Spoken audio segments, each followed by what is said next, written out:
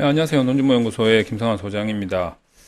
오늘 질문이 하나 올라왔는데 멤버십 강좌를 보고 계신 논준모 대학원생 멤버십 회원분께서 올려주신 질문입니다. 그런데 이 질문에 대한 답변을 제가 지금 이제 공개 동영상에서 하는 이유가 이게 많은 분들이 알면 좀 도움이 되겠다 싶기도 하고, 그리고 기본적으로 이 AI에 대한 내용이거든요.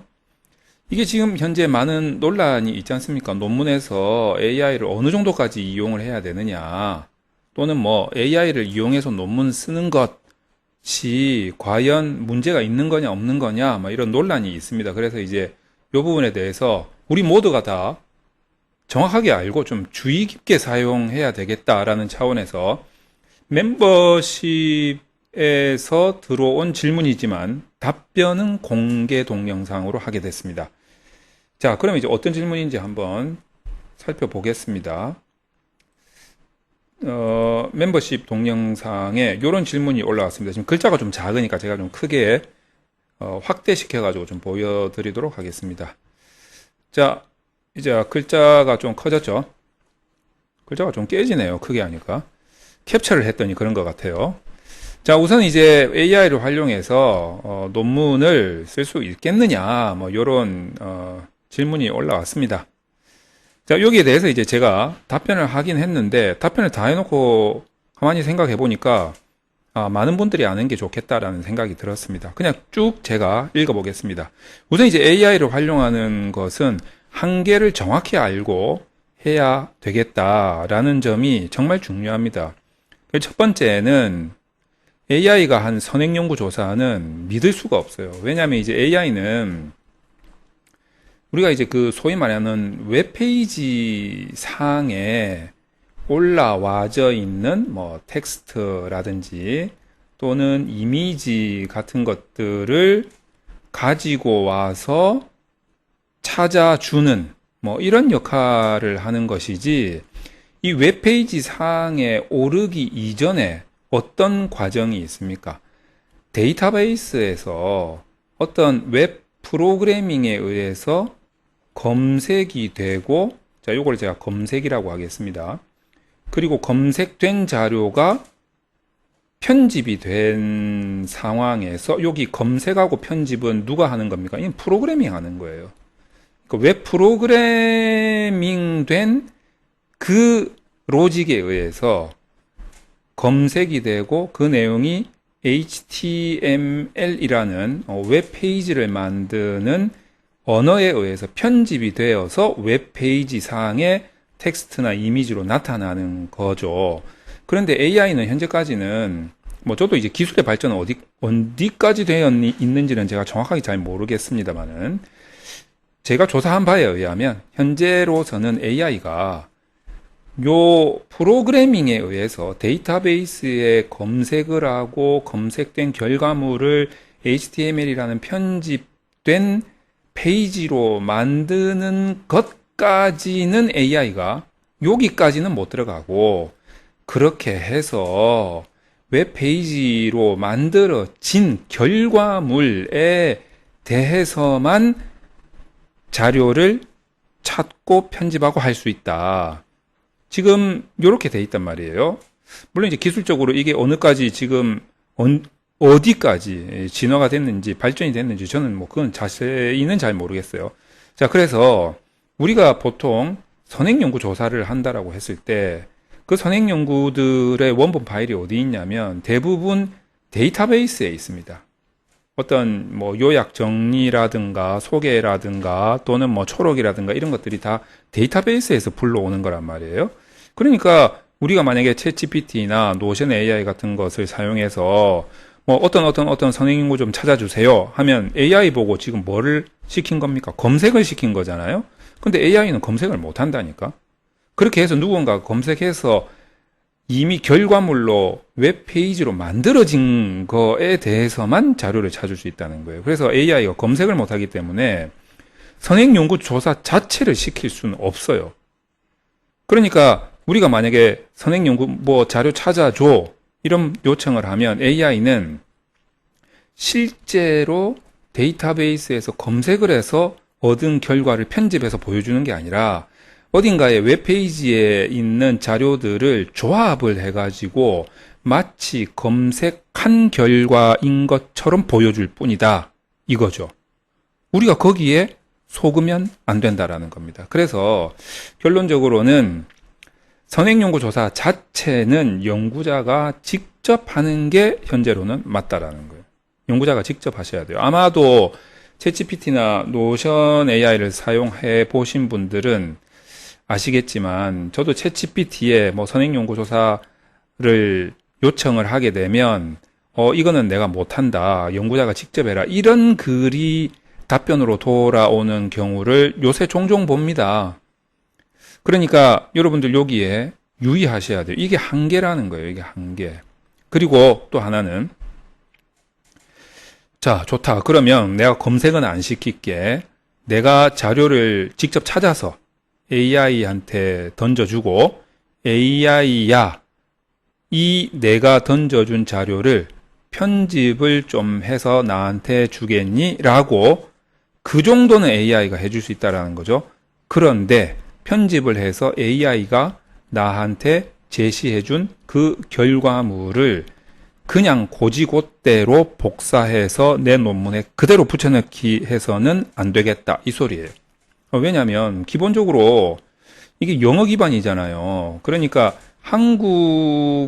한국어와의 번역 과정, 재번역 과정에서 정확한 100% 한국어에 걸맞는 문장이 나올 가능성이 그렇게 높지가 않다. 되게 높아요. 그런데 안 나올 가능성도 있다는 거니까.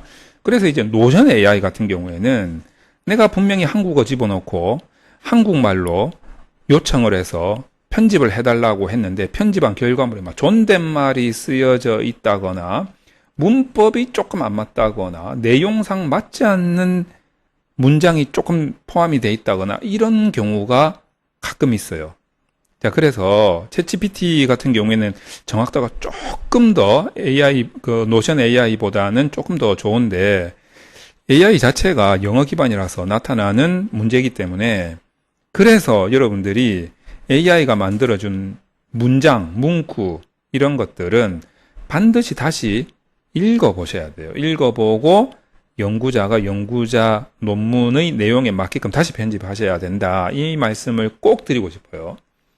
자, 그러면 이 두 개 내용을 정확하게 숙지한 다음에 AI로 활용해서 논문 쓸 때는 가급적 자, 요런 용도로만 사용하시는 게 좋겠다. 첫 번째 이제 인용문 편집할 때 이거는 뭡니까? 뭐 카피킬러나 터니디시나 자꾸 이제 표절 검사에서 이 표절의 기본이 뭡니까? 이제 한 문장에 6어절, 그러니까 6개 단어의 배열이 같으면 표절로 보겠다라는 어떤 하나의 뭐 공고사항 같은 그런 거에 의해서 표절률이 계산이 되지 않습니까? 근데 사실 이거는 우리가 무슨 뭐 천재도 아니고 아무리 편집을 한다고 해서 한 문장에 6어절이 계속 배열이 같으면 어떻게 할 거냐 이거지. 그렇잖아요. 이게 내가 뭐 이거 진짜 수학적인 천재라서 내가 뭐 이거 계산하면서 내가 편집한다? 그거는 좀 힘들지 않냐 이거예요. 그래서 요런 문제를 좀 해결하기 위해서 인용문을 이제 편집할 때 좀 쓰면 좋지 않겠나? 좀 편리하지 않겠나? 라는 측면에서 인용문을 편집할 때 사용하는 것도 뭐 그다지 나쁘지는 않겠다라는 생각이 좀 듭니다. 자, 그 다음에 이제 두 번째 같은 경우에는 저는 상당히 이거는 정말 편리하다라고 생각을 하고 있는데 두 번째 같은 경우에는 우리가 이제 표를 논문에다가 많이 쓰잖아요. 그러면 학위 논문 같은 경우에는 학회 논문은 좀 그러지 않은데 학위 논문 같은 경우에는 이제 페이지를 좀 많이 쓰는 경향이 있잖아요. 지금 질문하신 이분 같은 경우에도 논문 초안을 거의 100페이지 정도 뭐 쓰고 싶다는 분인데 학위 논문 같은 경우에 이렇게 페이지가 많잖아요. 그러니까 뭔가 페이지를 좀 늘리는 차원에서라도 이 표를 안에 있는 내용을 그냥 독자가 보고 알아차리면 되는데 이거를 굳이 또 안에 있는 내용 똑같은 거를 또 똑같은 건데 해석을 하고 있네. 자, 요런 경우에 내가 이 표 안에 있는 거를 그대로 눈으로 보면서 막 다시 옮겨 적는 게 이게 그냥 단순 노가다 아니겠습니까? 그러니까 이런 단순 노가다 같은 경우에 AI를 이용하면 좋겠다 이거죠. 이 표를 먼저 AI한테 학습을 시키는 거죠. 뭐 학습을 시킨다는 게 별거 아닙니다. 그냥 복사해서 갖다 붙이는 거예요, 그냥. 그리고 나서 그 밑에다가 야, 방금 내가 표 하나 갖다 붙였지? 그거 해석해 주세요. 이렇게 하는 거예요. 자, 그렇다면 그냥 아주 일반적인 표들은 그렇게 하면 되는데, 자, 요거는 어떻습니까? 통계 분석을 한 표가 있다라고 한번 생각을 해봅시다. 통계 분석한 표. 이 안에는 뭐가 들어있습니까? 일단 숫자가 들어있겠죠? 자, 그리고 또 뭐가 있습니까? 통계 용어가 들어있어요. 뭐 T 값이니 F 값이니 B 값이니 무슨 뭐 베타 값이니 뭐 CR이니 무슨 뭐 알파니 뭐 많지 않습니까? 그러니까 요런 용어들 같은 것들에 대한 이 숫자로 나온 값의 해석. 요거는 통계 공부를 많이 하지 않으면 솔직히 해석이 좀 어려울 수 있어요. 그리고 내가 이 표가 지금 뭐 위계적 회귀 분석을 해서 나온 표인지 분산 분석을 해서 나온 표인지 t-테스트를 해서 나온 표인지 상관관계 분석을 해서 나온 표인지 뭐 구조 방정식 모형의 모형 적합도를 본 표인지 이 표의 종류도 엄청 많기 때문에 어지간히 통계 분석에 대한 공부를 하지 않고서는 통계 분석 표에 대한 해석이 좀 어렵단 말이에요. 자, 그러니까 많은 분들이 이 부분에 대해서 애로사항을 겪고 계시죠. 자, 이런 경우에는 일단 첫 번째 단계로 내가 방금 분석한 그 표가 어떤 분석의 결과인지 그 분석 명칭 있잖아요, 명칭. 자, 그리고 만약에 이게 명칭이 뭐냐면 뭐 예를 들어서 모형 적합도다, 뭐 요인 분석이다, 뭐 이런 것들이에요. 자, 그리고 나서 이 분석표 안에 들어가 있는 통계 용어, 통계 용어 같은 경우에도 본인이 알면 되는데 본인이 잘 모르겠다 이런 용어들 있잖아요. 자, 요런 것들은 일단 첫 번째 단계 구글에서 일단 검색을 합니다. 검색을 하면 뭐 명칭이나 용어에 대한 간단한 정의, 또는 뭐 개념, 또는 뭐 설명 이런 것들이 나올 거란 말이에요. 그러면 얘네들을 그대로 자, 두 번째 복사해서 본인이 사용하는 AI에 붙여넣기를 합니다. 자, 붙여넣기를 했다. 이게 뭐죠? 지금 AI를 학습시킨 거죠. 그런 다음에 세 번째 내 표를 AI에 복사해서 붙여넣기를 합니다. 자, 그런데 여기서 중요한 거는 이 표를 복사해서 붙여넣는 게 챗 GTP 뭐 지금 4까지 나와 있는데 여기에 표가 붙여넣기가 되나? 이건 제가 잘 모르겠어요. 표하고 이미지 어떤지 잘 모르겠습니다. 그런데 저는 이제 노션 AI를 사용하기 때문에 노션 AI에는 표가 붙여넣기가 되거든. 이미지도 붙여넣기가 되거든. 단 이미지는 해석이 안 되지만 표는 해석이 되거든요. 그래서 이 표를 노션 AI에 붙여넣기를 하고 네 번째 이 표를 해석해 주세요. 자, 이 문구를 치면은 이 노션 AI가 이 구글 검색에서 내가 이제 갖고 온 이 정의 개념 설명을 딱 보고 이 표를 그대로 해석을 해서 나한테 보고를 합니다. 자, 그러면 여러분 이 보고를 고지고대로 그대로 복사해서 갖다 붙인다 그게 아니라는 거죠. AI가 만들어준 문구는 연구자가 반드시 직접 다시 확인해서 연구자 손으로 직접 다시 편집을 해서 사용을 해야 된다. 자, 이런 식으로 하면 내가 좀 통계 분석에 대한 초보다 하더라도 그리고 논문을 처음 쓰는 사람이다 하더라도 내가 어려운 고비가 있을 때 AI를 이용해서 이제 어떤 부분에 한정해서 AI의 한계를 정확하게 숙지하고 일정 부분에 AI를 이용하면 논문 쓰는 게 조금 편리해질 수 있다. 그런데 이 AI도 이렇게 편리하게 사용하려면 뭐가 선행되어야 한다?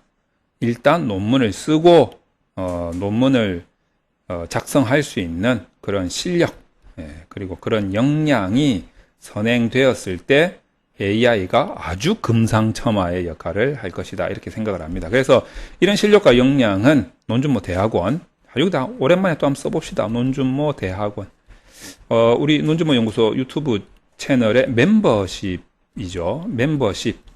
여기 많이 강좌들이 있으니까, 이 멤버십을 통해서 이런 실력과 역량을 키우고, 군데군데 요소 AI를 이용해서 논문을 조금 더 편리하게 쓰시면 좋겠다라는 말씀을 드립니다.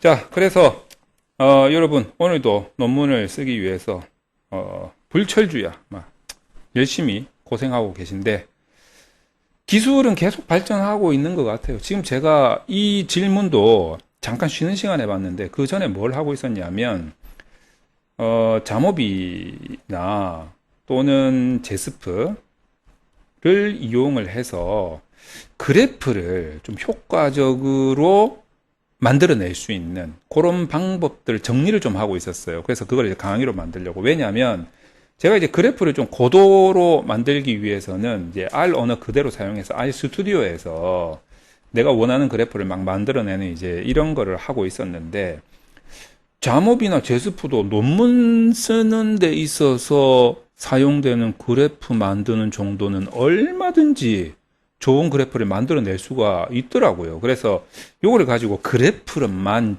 완전히 이제 포커스를 맞춰가지고 지금 멤버십에서 강좌를 만들어서 제공하려고 지금 준비 중에 있습니다. 그리고 이제 정말 더 전문가처럼 사용을 하려면 이제 RStudi오로 이제 넘어가야 되는데, 논문 쓰는 사람들은 굳이 RStudi오에서까지 이용해서 뭐 그래프를 만들 것 같지는 않아요. 그냥 자모비나 제스프 이용해도 충분히 좋은 그래프는 논문용으로 만들어낼 수 있을 것 같다라는 것을 요번에 제가 조금 더 공부를 하면서 확인할 수 있었습니다. 자, 그래서 여러분들이 뭐 논문 쓰는 데 있어서 이제 기술이 너무 발전을 해가지고 좋은 소프트웨어들이 많이 있으니까 그런 소프트웨어 사용법을 정확하게 알면 AI도 마찬가지고 여러분들이 논문 쓰는데 정말 좀 편리하게 스트레스 없이 논문을 준비할 수 있지 않을까 이런 생각이 듭니다. 자, 그럼 이제 오늘 동영상 이걸로 마치도록 하겠습니다.